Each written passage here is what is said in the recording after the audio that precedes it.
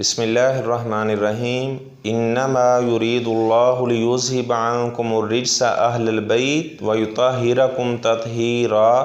ناظرین کرام، آج میں آپ کے سامنے چوتھے خلیفہ آپ صلی اللہ علیہ وسلم کے داماد حضرت علی بن ابی طالب رضی اللہ تعالی عنہ کا مختصر تعارف پیش کروں گا، ان کے فضائل کا آپ کے سامنے ذکر کروں گا۔ حضرت علی رضی اللہ تعالی عنہ ابو طالب کے بیٹے تھے۔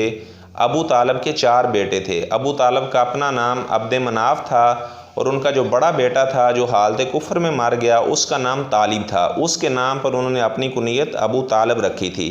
ابو طالب سے جو چھوٹے بھائی تھے، ایک کا نام عقیل تھا، ایک کا نام جعفر تھا، اور سب بھائیوں میں سے چھوٹے حضرت علی رضی اللہ تعالی عنہ تھے۔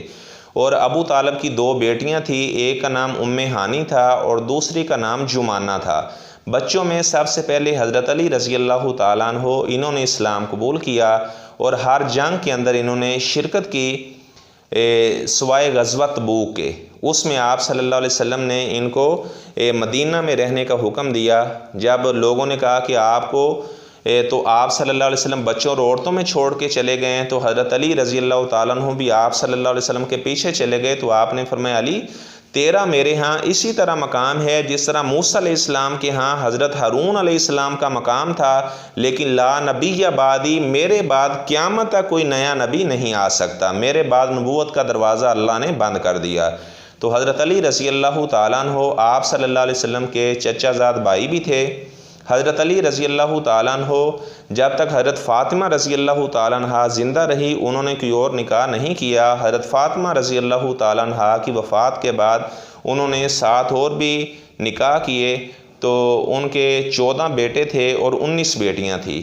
آپ صلی اللہ علیہ وسلم نے خیبر کے موقع پر فرمایا تھا، آج کے دن میں جھنڈا اس کو دوں گا جو اللہ سے محبت کرتا ہے اور اس کے رسول سے محبت کرتا ہے، اور اس سے اللہ محبت کرتا ہے اور اس کا رسول محبت کرتا ہے۔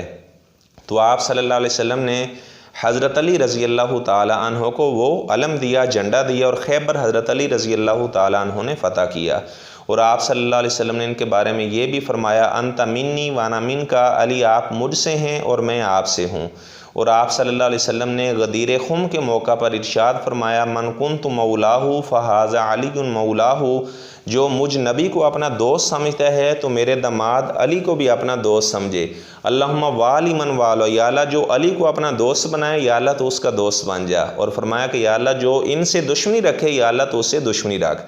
آپ صلی اللہ علیہ وسلم نے فرمایا، منافق لوگ وہ انصار سے بغض رکھتے ہیں، جو ایمان والے ہیں وہ انصار سے محبت رکھتے ہیں۔ اور حضرت علی رضی اللہ تعالی عنہ کے بارے میں بھی آپ نے فرمایا کہ ایمان والے علی سے محبت کرتے ہیں اور جو منافق لوگ ہیں وہ علی رضی اللہ تعالی عنہ سے بغض رکھتے ہیں۔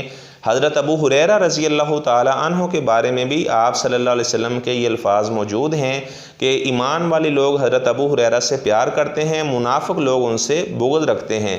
تو حضرت علی رضی اللہ تعالیٰ عنہ ان کے بے شمار مناقب فضائل آپ صلی اللہ علیہ وسلم نے بیان کیے۔